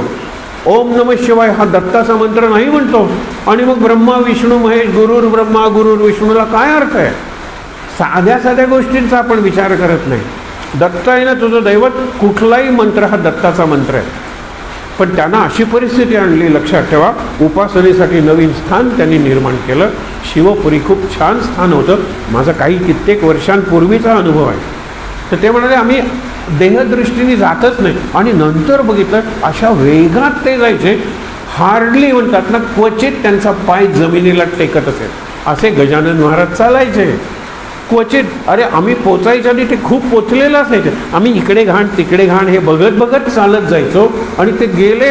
ते म्हणाले मला घाण दिसतच नाही. आणि त्या घाणीत सुद्धा मला दत्ताचं दर्शन होतं. कारण का? सगळीकडे दत्त आहे. कणाकणात म्हणायचं, अणुअणूत म्हणायचं, पण गटारात नाही, त्या केराच्या टोपलीत नाही, आपण म्हणजे नाही कुठे, सगळ्या ठिकाणी नाहीच की हो. मग मला महाराज गजानन दिसणार कुठे? मूर्तीत. मला या मंडपात दिसणार नाहीत, मला त्याच्यात दिसणार नाही. पाऊस लागू नये म्हणून ही जी व्यवस्था केलेली आहे त्या व्यवस्थेत गजानन महाराज दिसत नाही. व्यवस्था ज्या व्यक्तीने केली त्या व्यक्तीची भावनाच असली पाहिजे की महाराजांनी मला कल्पना दिली, महाराजांनी माझ्याकडून करून घेतलं. ही अध्यात्माची भाषा आहे. मी केलं म्हणलात की मी हा अश्लील शब्द त्या अर्थाने मी तुम्हाला सांगितलं. ते इथे लक्षात घ्या ना. म्हणून ते शेवटी ते म्हणाले की मी जाईन हे पीठ सोडून, पण जोपर्यंत मला पुरावा मिळत नाही की मी करतोय ते चुकीचं आहे. मग एक ग्रंथ त्यांना मिळाला, दत्त भार्गव संवाद. भार्गव म्हणजे परशुराम, दत्त आणि परशुराम यांच्यातला संवाद तो ग्रंथ मिळाला. तो त्यांनी सगळ्या कमिटीला दाखवला. कमिटीचं समाधान झालं आणि नंतर ते म्हणले असतील की आता नको. केवढा अज्ञान, केवढं अहंकार, केवढा संकुचितपणा. रामाचं कृष्णाचं नाव घेतो म्हणून माझ्यावर तुम्ही अविश्वास दाखवता. दत्त भार्गव संवाद मग प्रसिद्ध केलं त्यांनी. त्यांचे शिष्य होते, त्यांनी प्रकाशित केलं दत्त भार्गव संवाद, परशुराम आणि दत्तात्रेय. या आज वासुदेवानंद सरस्वतींची जी पुण्यतिथी आहे त्यांनी हेच कार्य केलं. अरे दत्ताचं जर आम्ही उपासक आहोत, दत्ताच्या अवतारांची जर आम्ही भक्ती करतो, दत्ताची जी क्षेत्र आहेत गाणगापूर, नरसोबाची वाडी आपण म्हणतो, औदुंबरवाडी ही दत्तात्रेयाची क्षेत्र आहेत. मग पिठापूर आहे, मग कारंज आहे, कुरवपूर आहे. दत्तात्रेय निरनिराळ्या ठिकाणी दत्तात्रेय असतात, सतत फिरत असतात. हे जर लक्षात घेतलं तर गजानन महाराज वायूच्या गतीनं जायचे. पोचले त्यावेळेला कसं वर्णन केलेलं आहे हे सगळं वर्णन आपण घेतलेलं नाही आहे. पण तो वैशाख महिना असेल, रणरणतं ऊन असेल. आधी वैशाखाचा म्हणतात की त्याला वैशाख वणवा. वणवा म्हणजे फायर. आजही 50 डिग्रीपर्यंत त्या भागात असतो. 50 डिग्री. आपल्याकडे जर 40 स्पर्श होत असेल त्यावेळेला तिकडे 50 डिग्री झालेलं असतं. एवढं टेम्परेचर असतं. अशा वेळेला तहान लागेलच की हो. यांना तहान लागली आणि त्यासाठी हा प्रसंग सुरू होतो. पण तहान कशाची लागलेली आहे? एक चांगला शिष्य मिळवण्याची. शिष्याला जशी गुरुची गरज असते तशी गुरुला सुद्धा शिष्याची गरज असते. अनेक ठिकाणी बघा, गुरुनी शिष्य निवडून घेतलेले आहेत, गुरुनी शिष्याची परीक्षा घेतलेली आहे आणि परीक्षा घेतल्यानंतर शिष्याला आपल्या योग्यतेचा बनवलेला आहे. तो प्रसंग आहे की महाराजांची चालगती वायूची या समान होती. अंजयी तनय मारुती, मारुती जणू काय परत आलाय असं वाटावं, एवढी गती होती. कुणाची? गजानन महाराजांची. मास होता वैशाख, 16 कलांनी म्हणजे पूर्ण सूर्य, आणि त्या सूर्याची एवढी उष्णता होती, लक्षात ठेवा, की सहन होत नव्हतं लोकांना. आणि म्हणून अर्क म्हणजे सूर्य, क्वचित कोठे न राहिले उदक, ऐसा प्रखर उन्हाळा, कुठेही पाणी नव्हतं. आता बघा ना, आपण बघतो टी व्हीवर, आपल्याकडे भरपूर पाऊस पडतोय, पण काय त्या बायका चढतात हो, अशी विहीर आहे आणि तिथे कुठेतरी खाचा केलाय आणि एक बाटलीसुद्धा, एक बादली नाही, एक बाटली किंवा तांब्यावर पाण्यासाठी खाली जायचं आणि वरती चढायचं. त्या मुली चढतायत, त्या बायका चढतायत, हे लक्षात घ्या. केवढी अवघड आहे परिस्थिती. आणि ते घेऊन 5 किलोमीटर घरी जायचं एक तांब्यावर पाणी घेऊन, आणि त्याच्यात काय करत असतील ते? हा आपलाच देश आहे, ही आपलीच माणसं आहेत आणि 70 वर्ष झाली आहेत आपल्या स्वातंत्र्याला. आपण विचारच करत नाही त्या लोकांचा. पाणी आपण वाया घालवतो. आपल्याकडे गोव्यात भरपूर पाणी आहे, पण वाया जाण्याचा जो संस्कार आहे, पाणी वाया घालवण्याचा, तिथे सावध राहायला पाहिजे. म्हणून काय सांगितलं, माध्यान्नीच्या समयाला दुपारी 12 वाजलेले आहेत. अकोली गावापाशी आला हा कोण आहे? योग योगेश्वर साधू भला. 5व्या अध्यायातले दोन्ही प्रसंग योगेश्वर गजानन महाराज, तिथे सुद्धा योग्यासारखे ध्यानस्थ बसलेले होते पिंपळगावच्या शिवमंदिरात, काल बघितलं. आता योगेश्वर गजानन महाराज, गजानन महाराज, गजानन महाराज आर्तपणे म्हणूया ना 3दा, कारण त्या दासगणूंना हेच सांगायचं आहे की कसं वाचा तुम्ही. माध्यान्नीच्या समयाला अकोली गावापाशी आला हा योगेश्वर साधू भला, गजानन महाराज, गजानन महाराज, गजानन महाराज. तर आर्तपणा येईल. मी डोकंही पाहिजे, अर्थही बघा, भाव निर्माण करा. एक वेळ अर्थ कळला नाही तरी चालेल, पण भाव निर्माण झाला पाहिजे. जो वारकऱ्यांच्यात असतो त्यांना ज्ञानेश्वरी कळत नाही, पण ज्ञानोब्बा माऊली, विठोब्बा माऊली, तुकोब्बा माऊली आई आहे हे कळतं ना, भावच निर्माण झाला ना. आपल्याला भाव नाही निर्माण होत, हा महत्त्वाचा आहे.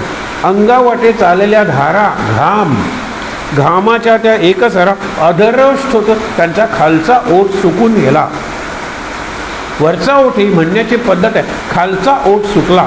कारण पुरुषांना वरच्या ओठाला मिशा वगैरे असतील म्हणून कदाचित तो सुकत नसेल. अधरोष्ट उदकाविण समर्थांचा, समर्थ. आता गंमत बघा, ऐशा दुपारच्या अवसरी भास्कर नामे शेतकरी. भास्कर नाव सुद्धा भास्कर म्हणजे सूर्य, आधी सूर्य उष्णता, त्याचं नाव भास्कर. आणि तो बोलतोय तसाच तापवल्यासारखा, रागवल्यासारखा, भांडल्यासारखा तो बोलतो. भास्कर नामे शेतकरी घालीत होता पाळी, म्हणजे नांगरणी वगैरे करत होता आपुल्या त्या शेतात. 12 वर्ष विहिरीला पाणी नाही आहे, म्हणजे इतका दुष्काळ आहे, तरी हा आता पाणी पडणार आहे, पाणी मिळणार आहे मला, तो शेतात काम करतो आहे. हीच त्याची आहे. पुढे काय, आपण ते प्यावयासी भास्करांनी जलासी, शेतासी आणिले खापराच्या घागरीशी. उदक होते गावातून. आपल्या घरून येताना एक माठ, मडकं, मडकं, त्या मडक्यातून त्यांनी पाणी आणलं होतं, ते झाडाखाली ठेवलं होतं. त्याला ते दिवसभर पुरायचं, दुपारी जेवताना लागायचं, हातपाय धुवायला थोडंसं लागायचं. ते घागरभर पाणी तो घेऊन आला होता, घागरसुद्धा खापराची, त्यांनी सांगितलेलं आहे.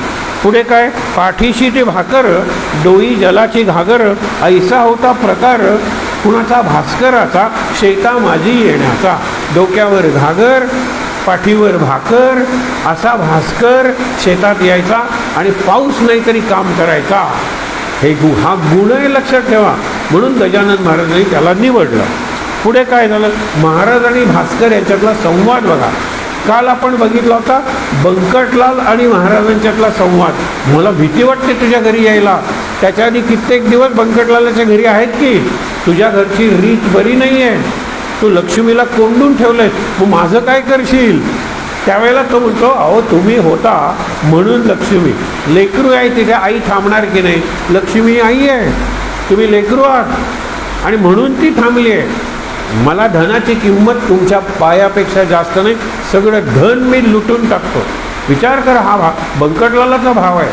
भास्कर सुरुवातीला काय बोलतो, बंकटलाल आणि दामोदर ते सुद्धा बोललेले आहेत. कुणाशी? त्या अज्ञात माणसाची, कोणाला माहीत नाही. अरे हा आलेला आहे, अंगात नुसती बंडी घातलेली आहे, बाकीची वस्त्र काही नाही, आणि उकिरड्यावर टाकलेल्या पत्रावळीतली शीतं प्रकट झाले ते या दोघांना.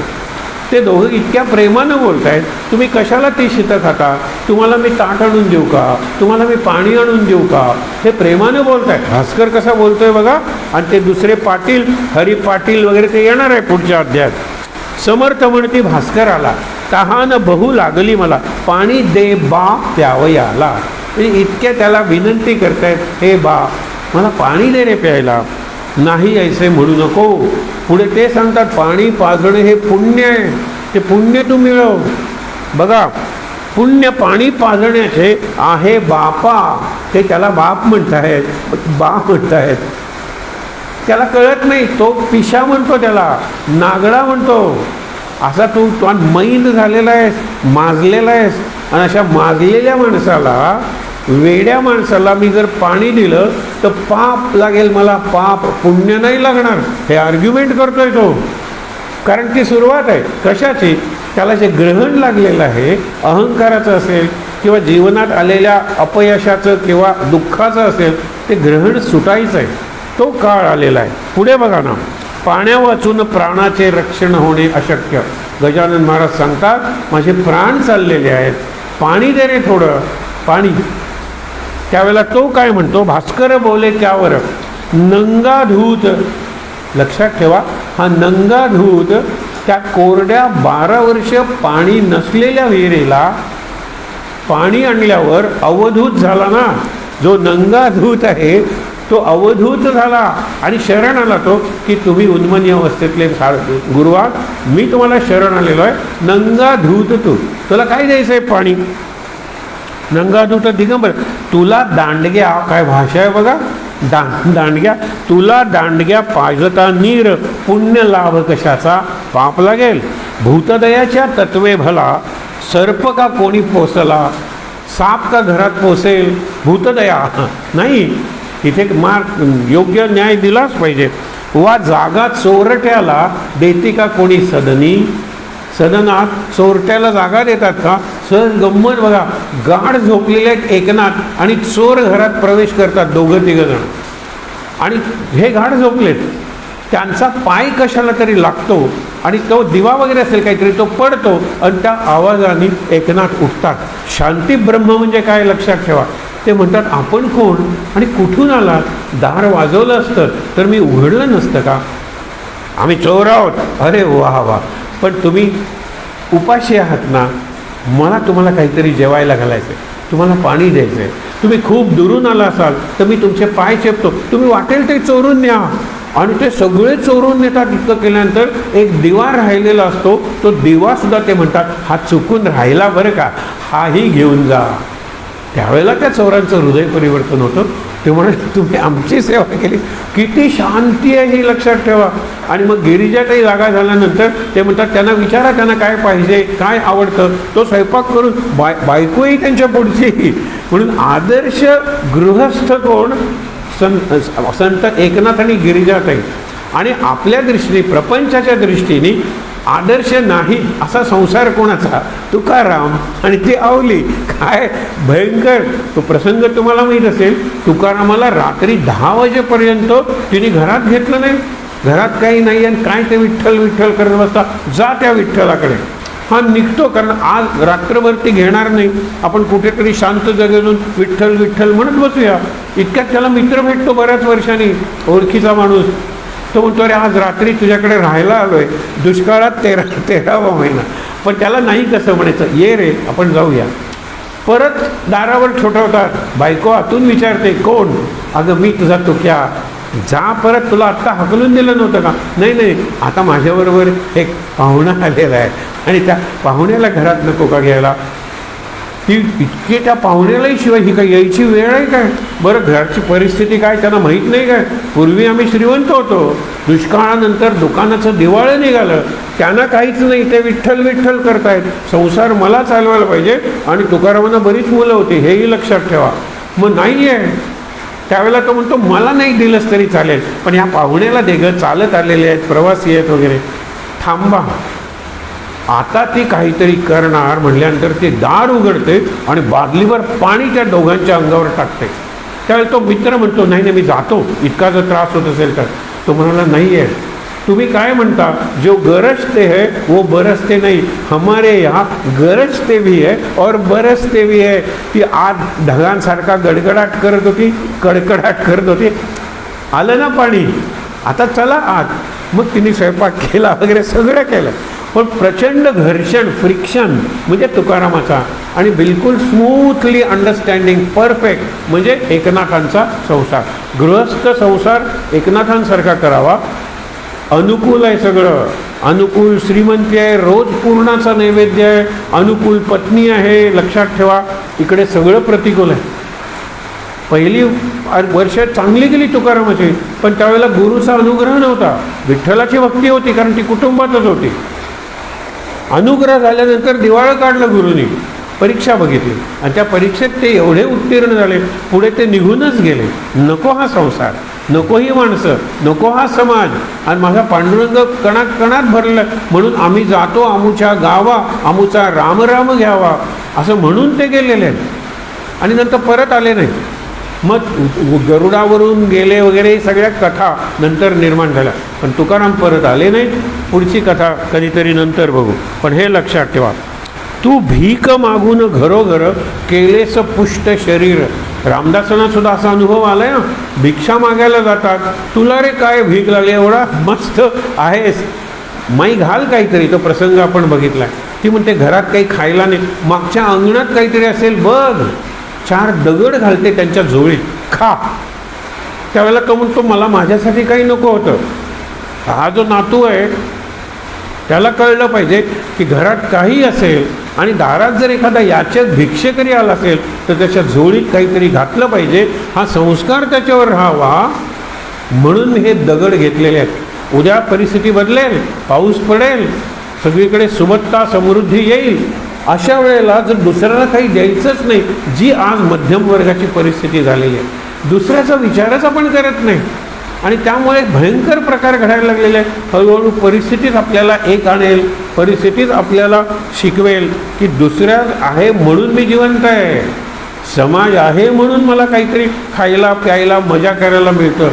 मी ज्या समाजाची सेवा करते, म्हणजे मगाशी सांगितलं ना, हे गजानन महाराज सद्गुरू माझ्यामुळे आहे. अहो मी मूर्ती आणली, मी ती वस्त्र आणलेली आहेत, मी ती नेसवलेली आहे, हा चुकीचाच विचार आहे. हां, देऊळ बांधले एक वेळ ठीक आहे, पण सद्गुरू ना त्या मूर्तीला, त्या परमेश्वराला नाही. म्हणून इथे काय सांगतो, हे त्याला कळलेलं नाही. तू भीक मागून घरोघर पुष्ट केले शरीर, भारभूत साचार झालास आपल्या कृतीने. पृथ्वीला आपण म्हणतो ना, खायला काळ आणि पृथ्वीला भार, असा तू आहेस. अशा वेळेला कोण तुला वाचण, मी बिलकुल पाणी तुला देणार नाही. हे झाल्यानंतर पुढचा संवाद, शास्त्रवचन मला सांगतोस की तहानलेला पाणी पाजावं, पुण्य लागेल, मी तुला शास्त्रवचन सांगतो.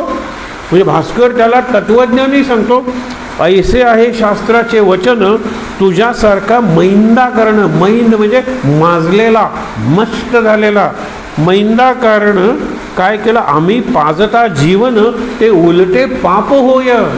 तुझ्यासारख्या माणसाला पाणी देणं हे पुण्य नाही आहे, पाप आहे, असं शास्त्रात सांगितलेलं आहे. कोण म्हणतो? भास्कर.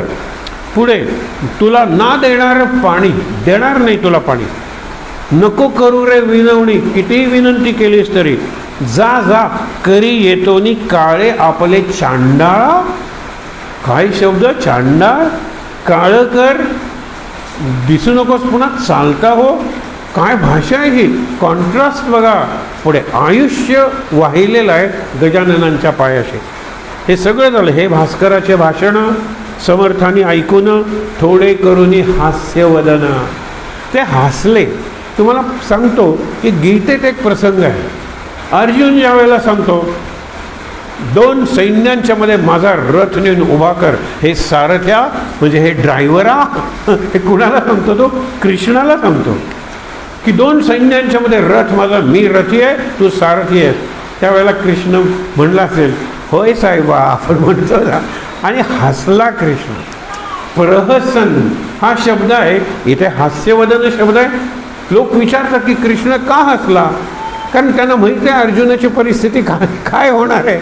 अर्जुन पुढे सगळं सैन्य बघितल्यानंतर, ते आजोबा गुरु बघितल्यानंतर त्याच्या हातापायातलं सगळं बळ जाणार आहे, मला त्याला उभं करावं लागणार आहे. गजाननांना हेच माहीत होतं, हास्यवदन, की आत्ता तुम्हाला वाटेल ते शब्द वापरलेला आहे, पुढे आयुष्यभर तू माझा होणार आहे, माझी सेवा करणार आहे, म्हणून ते हसले. आता बघा काय होतं ते. म्हणून समर्थांनी ऐकून थोडे करून हास्यवदन निघून गेले तेथून. या थोड्या दूर अंतरावर, शेतातून दिसत होते, थोड्या दूर अंतरावर एक होती 6 विहीर, तिकडे धाव अखेर घेतली स्वामीरायाने. शब्द बघा, योगेश्वर स्वामीराय, म्हणजे त्यांना तहान भूक नाहीच, सगळ्यावर त्यांचं स्वामित्व आहे, पण भास्कराचा उद्धार करायचा आहे म्हणून ही लीला त्यांनी घडवलेली आहे. स्वामी तिकडे जाऊ लागता, भास्कर झाला बोलता उच्च स्वरे, वेड्या, सगळे शब्द वापरून झाल्या, वेड्या, वृथा म्हणजे उगीच व्यर्थपणे तिकडे कशाला जातोस. बघा, ती कोरडी ठणठणीत आहे विहीर, जाण सत्य, पाणी या एक कोसात, नाही कुठे जाण पिशा. परत पिशा, वेड्या, चांडाळा, काय शब्द, मैंद, काय शब्द वापरलेत भास्करांनी. इथे कोसात या सगळ्या पंचक्रोशीत पाणी मिळणार नाही, आणि 12 वर्ष ती विहीर कोरडी आहे, त्या विहिरीकडे कशाला जातोस. आता भाषा बघा, भाषण आणि भाषा कसा फरक पडायला लागला ते. म्हणून तुझ्यासारखे बुद्धिमान जलाने होती हैराण, ते मी नयनी पाहून स्वस्थ बैसलो. त्याला सांगितलेलं आहे, अरे तुझ्यासारखी माणसं पाणी देत नाही आहे, कारण खरंच पाणी नाही आहे, म्हणून मी जर गप्प बसलो तर बाकीचे मला साधू संत समजतात, ते खोटं नाही का, ते मला सिद्ध करायला नको का, समाजाच्या उपयोगी पडायला नको का. हे लक्षात ठेवा मुद्दा, संत समाजाचा उपयोगी पडतो. देह कष्टविती उपकारे, जगाच्या कल्याणा संतांच्या विभूती. संत काय स्वतःचे देव्हारे माजवण्यासाठी होत नाही, जगाच्या कल्याणासाठी, समाजाच्या कल्याणासाठी. मग मला काही करायला नको का, म्हणून मी त्या विहिरीकडे निघालोय. आपण क्षणात आणले निर्जल वापिस जल म्हणतो ना आपण आरतीतला प्रसंग आहे हा. तर म्हणून सांगितलं, तुझ्यासारखे बुद्धिमान जलाने होती हैराण, ते मी नयनी पाहून स्वस्थ ऐसा बैसलो जरी, तरी समाज हितासाठी स्पष्ट सांगितलेलं आहे. आणि सर्व जास्तीत जास्त जनांचं हित जो करतो त्याला साधू म्हणा, आणि जास्तीत जास्त लोकांचं हित त्याला सत्य म्हणा. कृष्णांनी सत्याची व्याख्याच बदलून टाकली. ऋषींचं सत्य आहे ना ते निरपवाद आहे, without any exception. Man is मॉर्टल, जो जन्मलाय तो मरणार आहे, वरून पडल्यानंतर वर जाणारच नाही, खालीच पडणार आहे. हे सगळे नियम आहेत, हे ऋषींनी सांगितले, त्याला अपवाद नाही आहे. विचार करा, आग भासते, लहान मुलाचा पाय जरी आगीत पडला ते आग विचार करणार नाही, कोवळा पाय आहे कशाला भाजू, जास्त भाजेल, ह्याला वृत्त म्हणलेलं आहे. पण सत्य जास्तीत जास्त लोकांचं जास्तीत जास्त हित, त्यासाठी असत्य बोलावं लागलं तरी चालेल, म्हणून कृष्ण असत्य बोललेला आहे. कृष्णाने कितीदा तरी असत्य बोलला, कृष्ण असत्य वागला नाही आहे. लोकांचं कल्याण, कुणाचं, सज्जनांचं रक्षण. परित्राणाय साधूनाम आणि विनाशायच दुष्कृताम, हे जर माझं अवतार कार्य आहे तर साधूंचं परित्राण म्हणजे रक्षण केलं पाहिजे आणि दुष्टांचं निर्दालन केलं पाहिजे. हे माझं अवतार कार्य आहे आणि ते मी करतोय. हे अवतार कार्य आहे तर सच्चिदानंदच की, गुरुच म्हणलेलं आहे त्यांना. कायमी केली सांग गोष्टी, साह्य होतो जग जेठी, हेतू शुद्ध असल्यावर. ही छोटी छोटी सूत्र सांगून जातात तो दासगुरु महाराज. तुमचा हेतू जर शुद्ध असेल ना तर तो जगजेठी म्हणजे जगातला ज्येष्ठ असा परमेश्वर आहे, तो तुम्हाला मदत करतो.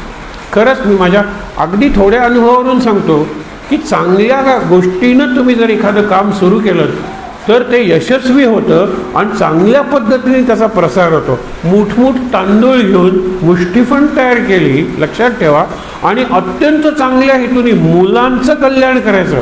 त्यांना मराठी शिकवायचं, कोकणी शिकवायचं, हिंदी शिकवायचं, संस्कृतही शिकवायचं आणि इंग्रजी शिकवायचं. ही आमची तळमळ होती, लक्षात ठेवा. त्यातून ती शाळा उभी राहिली. समाजाचा प्रचंड पाठिंबा, पैसा कधीही कमी पडणार नाही, पण एकतर तुमच्यावर विश्वास पाहिजे, तुमचा हेतू शुद्ध असला पाहिजे. हे गजानन महाराज सांगून राहिलेले आहे.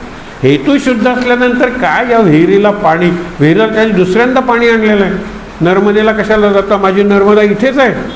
दासगणू महाराजांना एकदा जायचं होतं नर्मदेला. त्यावेळेला साईबाबा म्हणतात, कशाला रे जायचं आहे तुला नर्मदेला? नाही नाही, जायचं आहे मला. नाही, जायचं नाही. साईबाबा हट्टून बसले, जायचं नाही. गजानन महाराज एकदा दिसले फक्त दासगणू महाराजांना, पण दासगणू महाराजांना दासगणू नाव साईबाबांनी दिलं. साईबाबांनी त्यांना बदलून टाकलं पूर्णपणे.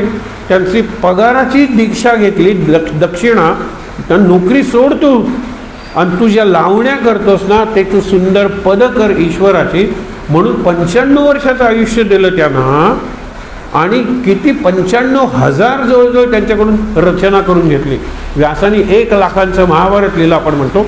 यांचे दासगणू महाराजांनी किती लिहिलंय हो, किती निरनिराळ्या संतांची चरित्र लिहिली. त्यांनी महत्त्वाचं ज्ञानेश्वरांचं चरित्र आहे, ते काय मला बघायला मिळालं नाही, पण शंकराचार्यांचं चरित्र आहे, हे गजानन महाराजांचं चरित्र आहे. ही मोठी चरित्र लिहिली, छोटी मोठी तर किती लिहिली, किती रचना केल्या त्यांनी. हे विचार करण्यासारखी गोष्ट आहे. दासगणू महाराजांना परवानगी देत नाही आहेत. शेवटी म्हणतात, तुला काय मनात तुझ्या करायचे ते कर. म्हणून साईबाबा त्राग्यानं सांगतात, दासगणू महाराजांना जायचंच असतं, म्हणून जाताना नमस्कार करावा म्हणून नेहमीप्रमाणे डोकं साईबाबांच्या पायावर ठेवतात. तर साईबाबांच्या 10ही बोटातून धारा व्हायला लागतात, जसा नदीचा प्रवाह असतो, आणि त्या धाराने दासगणू महाराजांचं डोकं भिजून जातं. ते म्हणतात, आता नर्मदेला जायची काय गरज आहे? साईबाबांनी हाच प्रकार दाखवला ना. पाणी तुला पाहिजे ना, अरे याच्यासारखं पवित्र पाणी नाही, ज्याला पादोदक म्हणतात, चरणतीर्थ म्हणतात. हे साईबाबांचं चरणतीर्थ. दासगणू महाराज धन्य आलंय. विचार करा. म्हणून समर्थ आले विहिरीपाशी, तो थेंब नाही तियेशी, हताश होऊन वृक्षापाशी ते बसले एका दगडावर. आणि मग त्यांनी डोळे मिटून केले ध्यान. त्यांनी काय केलं? प्रार्थना केली. चित्ती साठविला नारायण, तो सच्चिदानंद दयाघन, दीनोद्धारक आणि जगद्गुरु. त्यांच्या सगळ्यांचं स्मरण केलं डोळे मिटून. समर्थ म्हणती देवदेवा, प्रार्थना केली. हे कमला, हे वामना वासुदेवा, प्रद्युम्न राघवा, हे विठ्ठला नरहरी. देवांची नावं घेतली, प्रार्थना केली. देवा ही अकोली पाण्या वाचून त्रस्त झाली. ओलही, ओल म्हणजे शेळ आपण म्हणतो, ओलही न राहिली. इतकं सगळं कोरडं झालेलं आहे. कोठेचं देवा विहिरीतून. तेव्हा देवा, मी तुला प्रार्थना करतो की ही विहीर जलमय करून टाक. म्हणून सरकार दरबारी काय, गजानन महाराजांनी सजल केलेली विहीर. सजल, सुजलाम सुफलाम म्हणतात. तर सुजलाम मी विहीर करून दिलेली आहे, आता सुफलाम अशी बागायत, अशी शेती तू कर. त्यावेळेला तो म्हणतो की आता शेती कशाची करायची, आता फळं कशी पिकवायची. फार सुंदर रूपक आहे ते. आपण त्यातले मुद्दे वाचणार आहोत. लक्षात ठेवा. मानवी यत्न अवघे हरिले, म्हणून देवा तुझला प्रार्थिले. पाव आता जगन माऊले. आई आहेस ना तू जगाची, काय कर, पाणी देण्या विहिरीला, या विहिरीला पाणी दे. असं म्हणून काय, तुझी करणी अघटित चमत्कार. आणि या चमत्कारांचे 8 उदाहरणं दिलेली आहेत. सगळ्या ओव्या वाचत नाही, पण 8 उदाहरणं. पहिलं दिलेलं आहे उदाहरण, गोरा कुंभार किंवा तिकडचा रांका म्हणतात, गुजरातमध्ये रांका कुंभार आहे. बायको, मुलं. तो मुलगा, कितीतरी प्रसंग आहेत, पण मांजराने पिलं काढलेली आहेत आणि मांजराने सुरक्षित म्हणून एका मडक्यात ठेवलेली आहे. याने मडक्यांची रास रचली आणि दिली मडकी पेटवून, कारण ती भट्टीत भाजायची असतात ना मडकी. त्यावेळेला मांजरी आली आणि तिला कळलं ती त्या भट्टीभोवती फिरते आणि ओरडते. त्यावेळेला आई म्हणाली, हो तिची पिलं असतील हो त्याच्यात. ते म्हणाले, आता राखावं पांडुरंगाने. माझा हेतू शुद्ध होता, मडकी तयार झाली तर मी लोकांना देणार होतो, त्यांची पाणी पिण्याची तहान भागवणार होतो, आता त्यांची रक्षण करावं. आणि म्हणून मधल्या मडक्यात ती पिल्लं होती, ती सुरक्षित राहिली आणि मांजरीला आनंद झाला. तो केवढा चमत्कार आहे. हे पहिलं उदाहरण दिलेलं आहे. दुसरं उदाहरण दिलेलं आहे ते गोकुळात कृष्णाकडून अग्निप्राशन केलंस. आता हा सगळा जो रखरखीत उन्हाळा आहे ना, तो पिऊन टाक ना आणि दे ना पिण्यासाठी पाणी. हे दुसरं सांगितलेलं आहे. दामाजीसाठी तू महार झालास ना आणि दिलीस ना त्यांना नेऊन. महार म्हणजे पूर्वी निरोप पोचवणारे. हा प्रसंग आलाय ना गजानन महाराजांच्या चरित्रात, आपण वाचणार आहोत. झाला महार पंढरीनाथ दामाजीसाठी, ते उदाहरण दिलेलं आहे.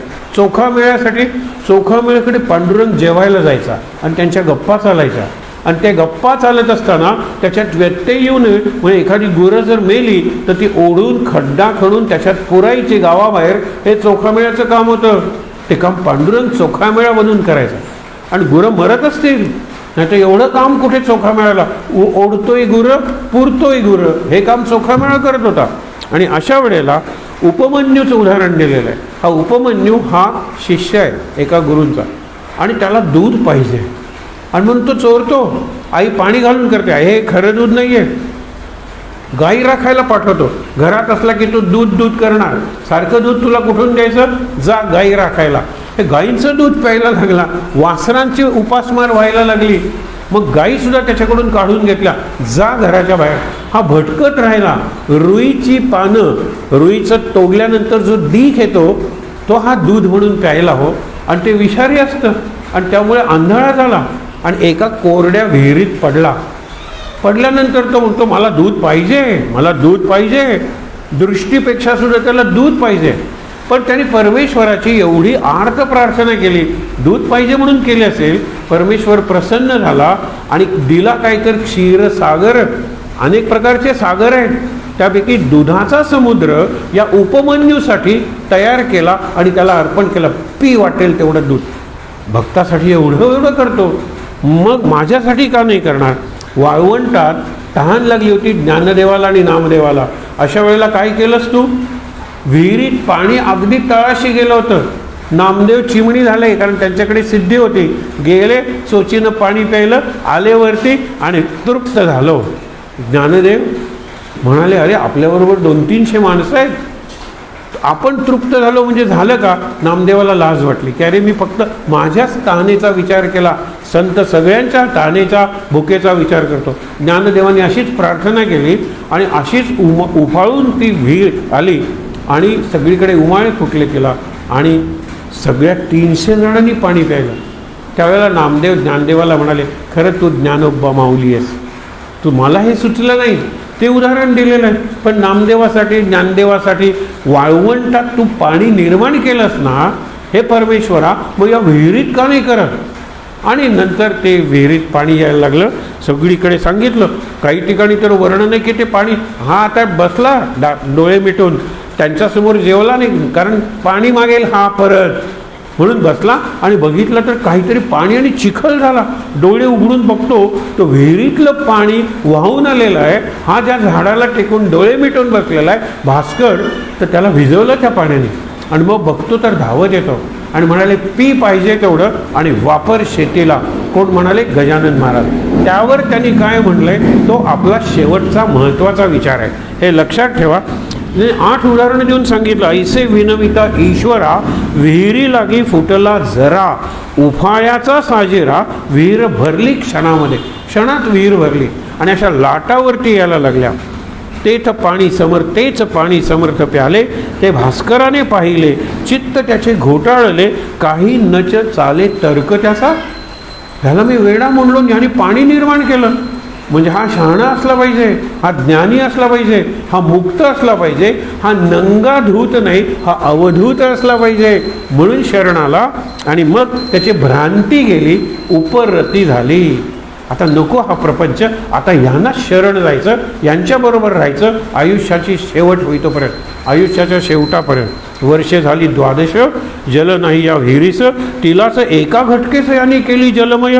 यावरून हा कोणीतरी खचित आहे साक्षात करी, बळेच फिरतो पिशापरे. आपण कोणीतरी आहोत हे लोकांच्या लक्षात येऊ नये म्हणून हा असा फिरतो. हे भास्कराच्या लक्षात आलं. भास्कर तसा हुशार आहे. आणि मग काय झालं की गंमत बघा, त्यांनी आता मुखे स्तोत्र आरंभिले. मगाशी काय करत होत्या, शिव्या देत होता, आता स्तुती करायला लागला. आणि त्या स्तोत्रातले मुद्दे मी तुम्हाला सांगतो. पहिली, मी लेकरू आहे, मला क्षमा करा, मी अर्भक आहे तुमचं.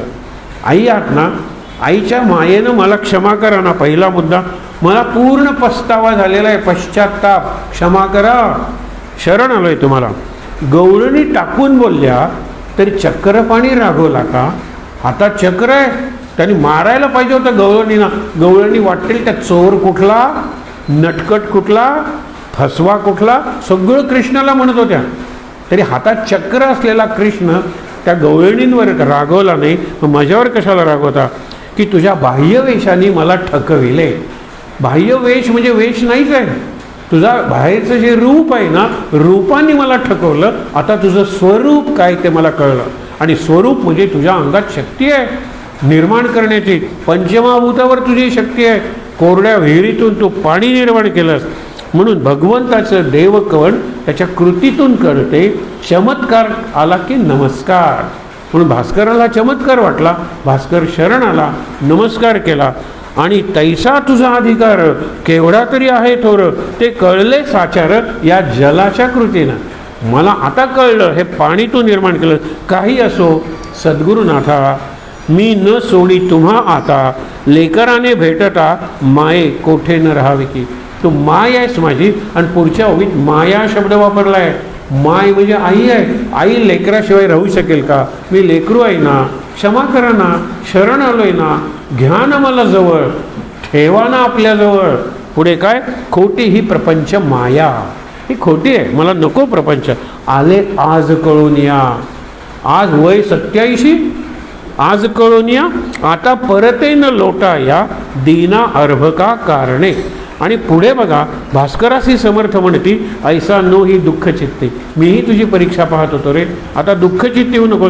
आता घागर डोक्यावरती ही परीक्षा आहे, कशाला आणतोस? ही विहीर आहे ना, आणि विहिरीतलं पाणी कायम राहणार आहे.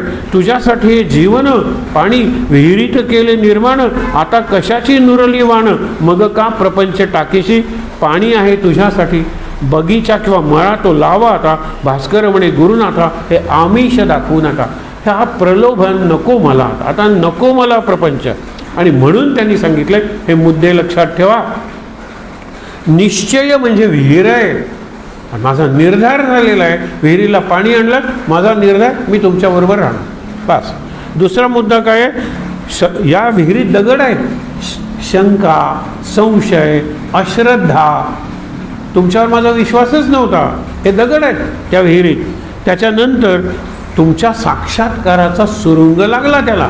तुमच्या अंगात शक्ती आहे, त्या शक्तीचा सुरुंग लागला, ते दगड फुटले, माझे संशय फिटले, आणि त्यातून झरे निर्माण झाले. ते झरे आता तुमच्या भक्तीचे आहेत.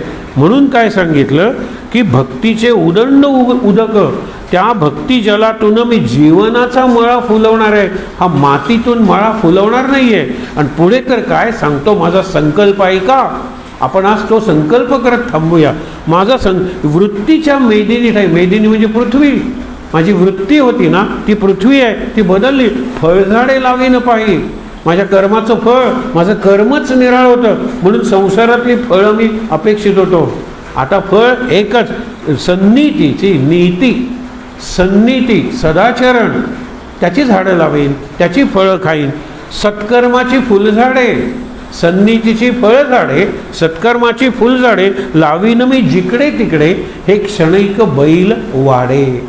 लोक म्हणतात बैल वाडे नाही, हा दोन शब्द आहेत. बैल म्हणजे संपत्ती आणि वाडे म्हणजे घरं. मला नको शेत, नको घर, नको बैल, नको पत्नी, काही नको मला.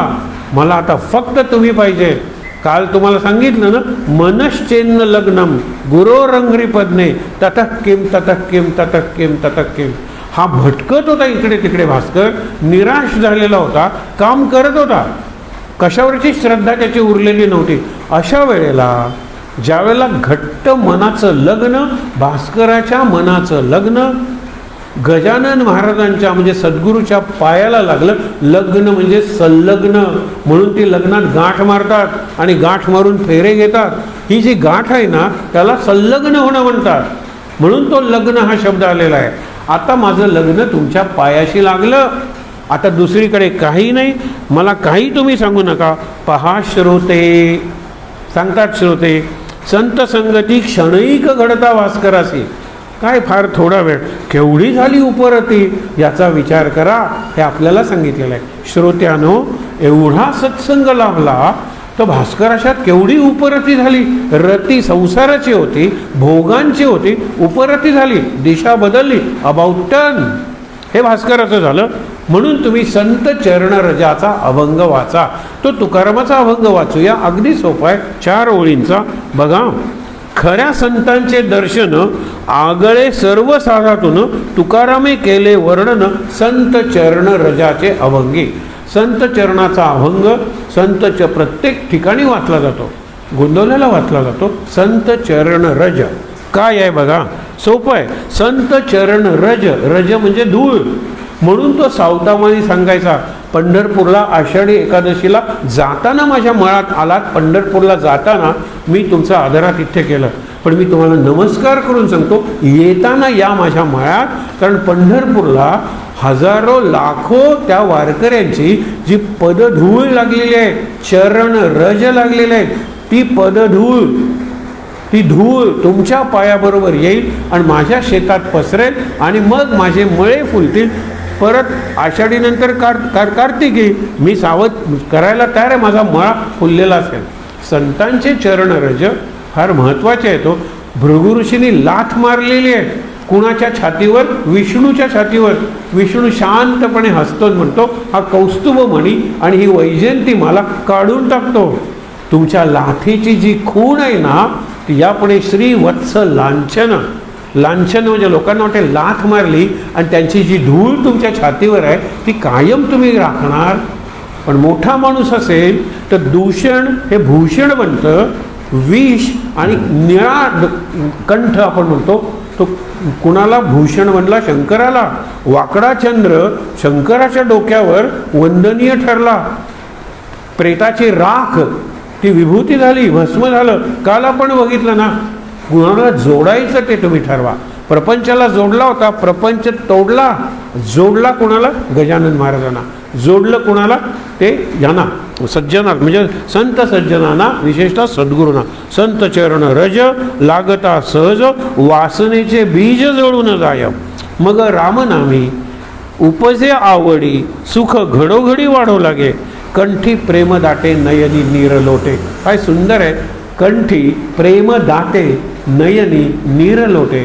डोळ्यात पाणी, कंठ भरून आलेला आहे, छाती जोरात म्हणजे कंपन झालेले छातीत, घाम आलेला अंगाला, सगळे शरीराला थरकाप सुचला. ही सगळी लक्षणं त्याला अष्टसात्विक भाव, अष्टसात्विक भाव भास्कराचे जागे झाले. एका अर्थाने तो अनुग्रह होता. गजानन महाराज बोलले, गजानन महाराज पाहिलं त्यांनी आणि अनुग्रह दिला. आणि त्या अनुग्रहातून हृदयी प्रकट झाला नामरूप. नामरूप परमेश्वर माझ्या याच्यात प्रगट झाला. आणि शेवटी काय म्हणतात? तुका म्हणे नाम साधन सुलभ गोमटे. गोमटे म्हणजे सुंदर, सुलभ म्हणजे सोपं. मग तुम्ही नाम घ्या ना फक्त, आणि मग परी उपतिष्ठे पूर्व पुण्य. पूर्व पुण्यामुळे नाम तोंडातून येईल. आणि नाम जर भावनेने घेतलं तर नामात नामी म्हणजे ज्याचं नाम घेता तो परमेश्वर किंवा सद्गुरू आहेच आहे. प्रेमानं नाम घेतलं पाहिजे, नामात प्रेम आलं पाहिजे. इथे 5वा अध्याय संपला. नेहमीप्रमाणे 6व्या अध्यायाची पहिली ओवी वाचून थांबूया. हे शेवटी काय सांगितलेलं आहे? तो संत चरण रजाचा अभंग पहावा, चित्ती विचार करावा आणि त्याचा अनुभव घ्यावा निजहिता कारणे. सगळ्यांचं हित कोण बघतात? मोठी माणसं, महापुरुष किंवा संत. तुम्ही निजहित, स्वहित, स्वार्थ खरा साधा रे. आणि त्यासाठी नाम घ्या ना, संत चरण रजात सांगितले तसं. आणि म्हणून तुम्ही घ्या. शेवटी काय सांगितलं की स्वस्ती श्री दासगणू विरचित श्री गजानन विजय नामे ग्रंथ होवो जगाशी आदर्शभूत. आदर्श म्हणजे आरसा. या 5व्या अध्यायात या गजानन विजय ग्रंथात किंवा संतांच्या ग्रंथात तुम्ही आपलं तोंड पहा, आपलं जीवन पहा. हा आदर्श आहे. आदर्श म्हणजे आरसा. आदर्श सर्व बाजूनी मला दर्शन घडवतो, माझ्या गुणांचं आणि माझ्या दोषांचं, माझ्या सौंदर्याचं आणि माझ्या कुरूपतेचं सुद्धा. कोण घडवतं? मी तरुण आहे, आरसा दाखवतो. मी वृद्ध व्हायला लागलो, आरसा दाखवतो. आदर्श, आणि तो तटस्थ असतो. तसा सद्गुरू हा आरसा आहे. हा 5वा अध्याय, हा गजानन विजय आदर्श भूत संत महिमात जाणावया शुभम भवतु, तिथे तो संपलेला आहे. 6व्या अध्यायाची ओवी. श्री गणेशाय नमः. हे परममंगला श्रीहरी, तुझी कृपा झाली जयावरी, अशुभ अवघे जाते दुरी, हा अनुभव संतांचा. 6व्या अध्यायात कोणती कथानकं आलेली आहेत वाचूया. आपण घरी वाचूया, अनेकदा वाचूया, आणि मग आपल्याला कळेल. 20 आणि 21 तारखेला जुलैच्या बुधवारी आणि गुरुवारी 6व्या अध्यायावर सद्गुरूंच्या कृपेनं त्यांच्या सान्निध्यात, त्यांच्या छायेत, त्यांच्या पायाशी बसून आपण सहचिंतन करणार आहोत. आहेत त्या ठिकाणी ताट बसूया शांत. पाऊस असताना सुद्धा आपण जी मंडळी आलेलो आहोत त्याच्यात गजाननांची उदंड कृपा आहे, हे लक्षात ठेवा. सद्गुरूंनी आपल्याला इथे आणलंय, आपण आलेलो नाही. आपला निर्णय नाही आहे, सद्गुरूंनी आणलंय. शांत. पुढे आपण आरती आज करणारच आहोत. त्यात आपण श्लोक म्हणतोच, सदा सर्वदा योग तुझा घडावा. म्हणून आपण उपासनेचा श्लोक म्हणूया, ज्यांना येतो त्यांनी.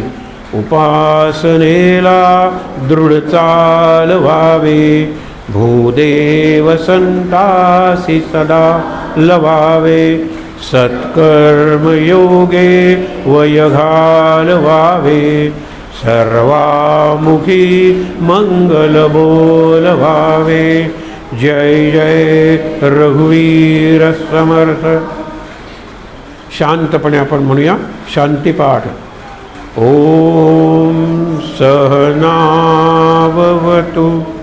सहनौ भुनक्तु सवीर्यं करवावहै तेजस्विनावधीतमस्तु मा विद्विषावहै.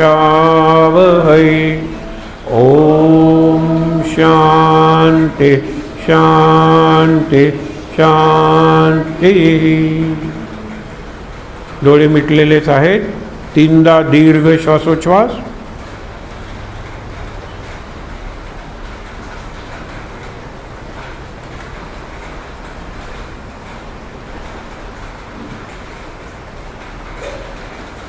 हातावर हात चोळूया आणि ते हात चेहऱ्यावर, डोळ्यांवर चोळूया. काल याचं महत्त्व आपण बघितलं. अगदी सावकाश डोळे उघडून महाराजांचं दर्शन घेऊया आणि इथे असलेल्या सर्वांना नमस्कार करूया. शांत आनंद. महाराज महाराज गजानन महाराज.